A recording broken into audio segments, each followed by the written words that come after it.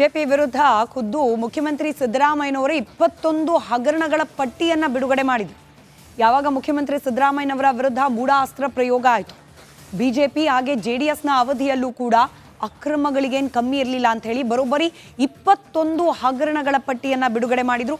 ಇದೆಲ್ಲದರ ಬಗ್ಗೆ ಕೂಲಂಕುಷವಾಗಿ ನಾವು ತನಿಖೆಯನ್ನು ನಡೆಸ್ತೇವೆ ಅಂತ ಕೂಡ ಸವಾಲೆಸ್ತಿದ್ರು. ಅದರ ಭಾಗ ಅನ್ನೋ ರೀತಿಯಲ್ಲಿ ಬಿಜೆಪಿ ವಿರುದ್ಧ ಇದೀಗ ಕೊರೋನಾ ಬಾಣ ಪ್ರಯೋಗ ಆಗ್ತಾ ಇದೆ. ಜಸ್ಟಿಸ್ ಕುನ್ನಾ ಅವರು ನೀಡಿರುವ ವರದಿಯಲ್ಲಿ ಯಾವೆಲ್ಲ ವಿಚಾರಗಳ ಬಗ್ಗೆ ಉಲ್ಲೇಖ ಇರಬಹುದು, ಯಾವೆಲ್ಲ ವಿಚಾರಗಳಿಗೆ ಸಂಬಂಧಪಟ್ಟಂತೆ ದಾಖಲೆಗಳು ಇರಬಹುದು ಅನ್ನೋದಕ್ಕೆ ಸಂಬಂಧಪಟ್ಟಂತೆ ಒಂದಷ್ಟು ಅಂಶಗಳನ್ನು ಗಮನಿಸ್ತಾ ಹೋಗೋಣ. ಕಾಂಗ್ರೆಸ್ನಿಂದ ಇದೀಗ ಬಿಜೆಪಿ ಫೈಲ್ಸ್ ರೀಓಪನ್ ಆಗ್ತಾ ಇದೆ. ಒಂದೊಂದಾಗೆ ಹಿಂದಿನ ಸರ್ಕಾರದ ಅವಧಿಯಲ್ಲಿ ನಡೆದಿರತಕ್ಕಂತಹ ವಿಚಾರಗಳು, ಅದು ಹಗರಣದ ಆರೋಪಗಳಾಗಿ ಏನು ಪರಿಣಮಿಸುತ್ತೋ ಅದೆಲ್ಲವನ್ನ ಕೂಡ ಇದೀಗ ರೀಓಪನ್ ಮಾಡುವುದಕ್ಕೆ ಮುಂದಾಗ್ತಾ ಇದೆ ಕಾಂಗ್ರೆಸ್ ಪಾಳೆಯ. ಬಿಜೆಪಿ ವಿರುದ್ಧ ಸರ್ಕಾರ ಕೊರೋನಾ ಬಾಣವನ್ನ ಮೊದಲನೆಯದಾಗಿ ಪ್ರಯೋಗ ಮಾಡ್ತಾ ಇದೆ. ವಿರೋಧ ಪಕ್ಷಗಳ ಹೆಡೆಮುರಿ ಕಟ್ಟೋಕೆ ಕೋವಿಡ್ ಅಸ್ತ್ರ ಗಮನಿಸಿದ್ವಿ. ಜೆಡಿಎಸ್ ಹಾಗೆ ಬಿಜೆಪಿ ಜಂಟಿಯಾಗಿ ಪಾದಯಾತ್ರೆಯನ್ನ ನಡೆಸಿ ಮೂಢ ಹಗರಣದ ವಿರುದ್ಧವಾಗಿ ತೊಡೆತಟ್ಟಿದ್ರು. ಕಾಂಗ್ರೆಸ್ ನಾಯಕರ, ಅದರಲ್ಲೂ ಮುಖ್ಯಮಂತ್ರಿ ಸಿದ್ದರಾಮಯ್ಯನವರ ವಿರುದ್ಧ ತೊಡೆತಟ್ಟಿದ್ರು. ಹಳೆ ಮೈಸೂರು ಭಾಗದಲ್ಲಿ ಇನ್ಫ್ಯಾಕ್ಟ್ ಬಿಜೆಪಿ ಹಾಗೆ ಜೆಡಿಎಸ್ ನಡೆಸಿದ ಈ ಪಾದಯಾತ್ರೆಗೇನೆ ಯಶಸ್ಸಿತ್ತು ಅನ್ನೋದು ವಿರೋಧ ಪಕ್ಷಗಳ ಮಾತು. ಈ ಯಶಸ್ಸಿನ ಓಟಕ್ಕೆ ಬ್ರೇಕ್ ಹಾಕುವ ಸಲುವಾಗಿಯೇ ಕೋವಿಡ್ ಅಸ್ತ್ರ ಪ್ರಯೋಗ ಆಗ್ತಾ ಇದೆಯಾ ಪ್ರಶ್ನೆ ಇದೆ.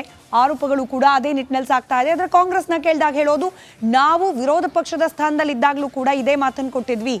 ಬಿಜೆಪಿ ಅವಧಿಯಲ್ಲಿ ಆಗಿರುವ ಒಂದೊಂದು ಹಗರಣದ ತನಿಖೆಯನ್ನ ನಾವು ಅಧಿಕಾರ ಸ್ವೀಕರಿಸಿದ ನಂತರದಲ್ಲಿ ಮಾಡ್ತೀವಿ ಅನ್ನೋ ಭರವಸೆ ನೀಡಿದ್ವಿ. ಈಗ ಕೊಟ್ಟ ಮಾತಿಗೆ ತಕ್ಕನಾಗಿ ನಾವು ನಡ್ಕೊಳ್ತಾ ಇದ್ದೇವೆ ಅನ್ನೋದು ಈ ಕೋವಿಡ್ ಅಸ್ತ್ರ ಪ್ರಯೋಗದ ಬಗ್ಗೆ ಕಾಂಗ್ರೆಸ್ನ ಸಮರ್ಥನೆಯ ಮಾತುಗಳು. ಮತ್ತೊಂದು ಕಡೆ ಬಿಜೆಪಿ ಅವಧಿಯಲ್ಲಿ ನಡೆದ ಅಕ್ರಮಗಳ ತನಿಖೆಗೆ ಸರ್ಕಾರ ಕಟಿಬದ್ಧವಾದಂತೆ ಕಾಣ್ತಾ ಇದೆ. ಅದರಲ್ಲೂ ಪ್ರಮುಖವಾಗಿ ಕೋವಿಡ್ ಹಗರಣಕ್ಕೆ ಸಂಬಂಧಪಟ್ಟಂತೆ ಆರೋಗ್ಯ ಇಲಾಖೆಯಲ್ಲಿ ಬರೋಬ್ಬರಿ 1754 ಕೋಟಿ ಅವ್ಯವಹಾರ ಆಗಿರಬಹುದು ಅನ್ನೋ ಅಂದಾಜಿದೆ. ನಿವೃತ್ತ ನ್ಯಾಯಮೂರ್ತಿ ಜಾನ್ ಮೈಕಲ್ ಕುನ್ನಾ ಅವರ ವರದಿಯಲ್ಲಿ ಈ ಬಗ್ಗೆ ಉಲ್ಲೇಖ ಕೂಡ ಇದೆಯಂತೆ. NHMನಲ್ಲಿ 1406 ಕೋಟಿ, ವೈದ್ಯಕೀಯ ಶಿಕ್ಷಣ ನಿರ್ದೇಶನಾಲಯದಲ್ಲಿ 918.34 ಕೋಟಿ, ವೈದ್ಯಕೀಯ ಸಲಕರಣೆ ಖರೀದಿಯಲ್ಲಿ 1394 ಕೋಟಿ. ಅಂದರೆ ಕೋವಿಡ್ ಸಂದರ್ಭದಲ್ಲಿ ಯಾವ್ಯಾವ ಇಲಾಖೆಯ ಅಡಿಯಲ್ಲಿ ಎಷ್ಟೆಷ್ಟು ಖರ್ಚಾಗಿದೆ, ಅದರಲ್ಲಿ ಅವ್ಯವಹಾರ ಆಗಿರೋದು ಎಷ್ಟು ಅನ್ನೋದರ ಉಲ್ಲೇಖ ಸ್ಪೆಸಿಫಿಕಲಿ ಡಿಪಾರ್ಟ್ಮೆಂಟ್ ವೈಸ್ ನೀಡಲಾಗಿದೆ ಅನ್ನೋದು ಈ ಕಾಂಗ್ರೆಸ್ ಪಕ್ಷದ ವಾದ. ಔಷಧ ಖರೀದಿಯಲ್ಲೂ ಕೂಡ ಕೋವಿಡ್ ಸಂದರ್ಭದಲ್ಲಿ ಅವ್ಯವಹಾರ ಆಯಿತು, ಬರೋಬ್ಬರಿ 569 ಕೋಟಿ ರೂಪಾಯಿ. ಕಿದ್ವಾಯಿ ಸ್ಮಾರಕ ಗ್ರಂಥಿ ಆಸ್ಪತ್ರೆಯ 264 ಕೋಟಿ ರೂಪಾಯಿಯಲ್ಲೂ ಕೂಡ ಅಕ್ರಮ ಆಗಿದೆ.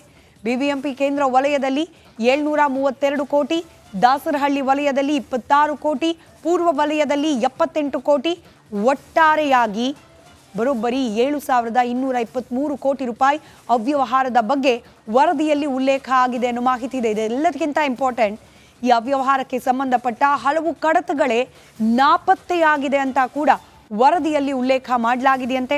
ಮಧ್ಯಂತರ ವರದಿಯನ್ನು ಆಧರಿಸಿ ಕ್ರಮ ಕೈಗೊಳ್ಳಿಕ್ಕೆ ಸಾಧ್ಯ ಇಲ್ಲ.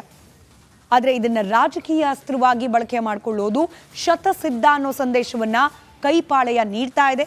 ಇದಕ್ಕೆ ಕೌಂಟರ್ ಆಗಿ ಈಗ ಆಲ್ರೆಡಿ ವಿರೋಧ ಪಕ್ಷದ ಸ್ಥಾನದಲ್ಲಿರುವ ಬಿಜೆಪಿ ಪಕ್ಷದ ಅನೇಕ ನಾಯಕರು, ಇನ್ಕ್ಲೂಡಿಂಗ್ ಅಂದಿನ ಆರೋಗ್ಯ ಸಚಿವರಾದ ಡಾಕ್ಟರ್ ಕೆ ಸುಧಾಕರ್ ಅವರು ಕೂಡ ಕೌಂಟರ್ ರಾಜಕೀಯ ರಿಯಾಕ್ಷನ್ಗಳನ್ನು ಕೊಡ್ತಾ ಇದ್ದಾರೆ. ಗಮನಿಸೋಣ ಇದು ಎಲ್ಲಿಗೆ ಹೋಗಿ ನಿಲ್ಲುತ್ತೆ ಅಂತ ಹೇಳಿ. ಇದು ರಾಜಕೀಯ ವಲಯಕ್ಕೆ ಸಂಬಂಧಪಟ್ಟ ದೊಡ್ಡ ಸುದ್ದಿಯ ಡೀಟೇಲ್ಸ್. ಆದರೆ ಇನ್ನು ರಿಪಬ್ಲಿಕ್ ಕನ್ನಡದ ರಾಜಕೀಯ ಎಕ್ಸ್ಕ್ಲೂಸಿವ್ ಸುದ್ದಿ ಕಡೆ ಗಮನ ಕೊಡೋ ಸಮಯ ನಮ್ಮಲ್ಲಿ ಮಾತ್ರ. ಬಿಜೆಪಿ ವಿರುದ್ಧ ಖುದ್ದು ಮುಖ್ಯಮಂತ್ರಿ ಸಿದ್ದರಾಮಯ್ಯನವರು 21 ಹಗರಣಗಳ ಪಟ್ಟಿಯನ್ನು ಬಿಡುಗಡೆ ಮಾಡಿದರು.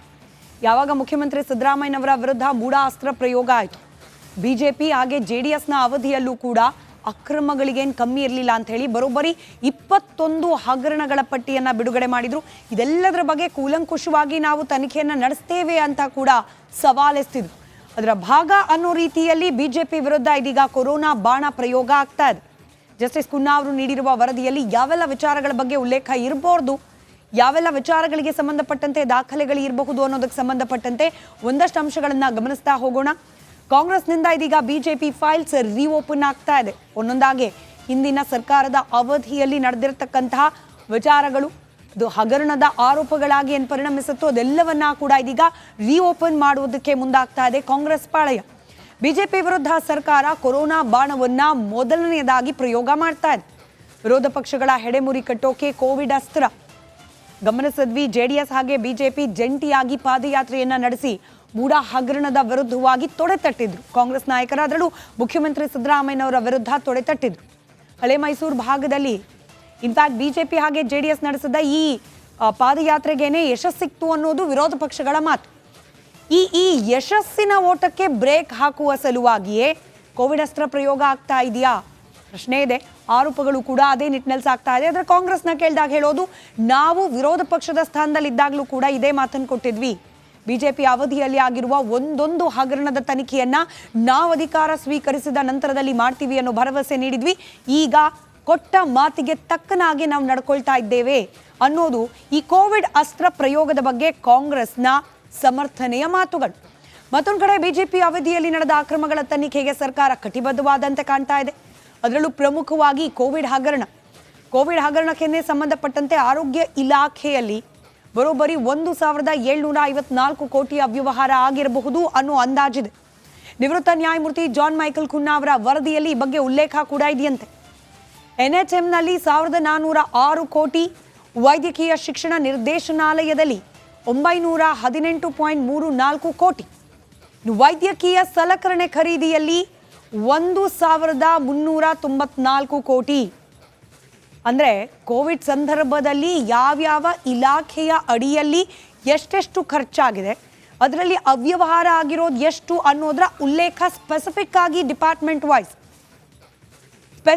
ಡಿಪಾರ್ಟ್ಮೆಂಟ್ ವೈಸ್ ನೀಡಲಾಗಿದೆ ಅನ್ನೋದು ಈ ಕಾಂಗ್ರೆಸ್ ಪಕ್ಷದ ವಾದ.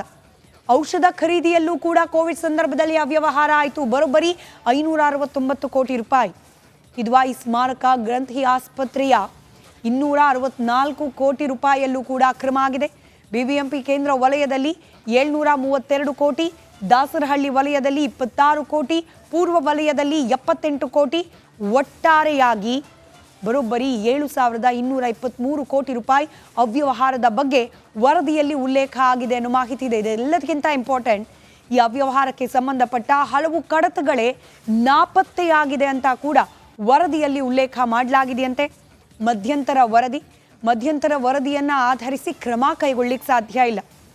ಆದರೆ ಇದನ್ನ ರಾಜಕೀಯ ಅಸ್ತ್ರವಾಗಿ ಬಳಕೆ ಮಾಡಿಕೊಳ್ಳೋದು ಶತಸಿದ್ಧ ಅನ್ನೋ ಸಂದೇಶವನ್ನ ಕೈಪಾಳೆಯ ನೀಡ್ತಾ ಇದೆ. ಇದಕ್ಕೆ ಕೌಂಟರ್ ಆಗಿ ಈಗ ಆಲ್ರೆಡಿ ವಿರೋಧ ಪಕ್ಷದ ಸ್ಥಾನದಲ್ಲಿರುವ ಬಿಜೆಪಿ ಪಕ್ಷದ ಅನೇಕ ನಾಯಕರು ಇನ್ಕ್ಲೂಡಿಂಗ್ ಅಂದಿನ ಆರೋಗ್ಯ ಸಚಿವರಾದ ಡಾಕ್ಟರ್ ಕೆ ಸುಧಾಕರ್ ಅವರು ಕೂಡ ಕೌಂಟರ್ ರಾಜಕೀಯ ರಿಯಾಕ್ಷನ್ಗಳನ್ನು ಕೊಡ್ತಾ ಇದ್ದಾರೆ. ಗಮನಿಸೋಣ ಇದು ಎಲ್ಲಿಗೆ ಹೋಗಿ ನಿಲ್ಲುತ್ತೆ ಅಂತ ಹೇಳಿ. ಇದು ರಾಜಕೀಯ ವಲಯಕ್ಕೆ ಸಂಬಂಧಪಟ್ಟ ದೊಡ್ಡ ಸುದ್ದಿಯ ಡೀಟೇಲ್ಸ್. ಆದರೆ ಇನ್ನು ರಿಪಬ್ಲಿಕ್ ಕನ್ನಡದ ರಾಜಕೀಯ ಎಕ್ಸ್ಕ್ಲೂಸಿವ್ ಸುದ್ದಿ ಕಡೆ ಗಮನ ಕೊಡೋ ಸಮಯ ನಮ್ಮಲ್ಲಿ ಮಾತ್ರ.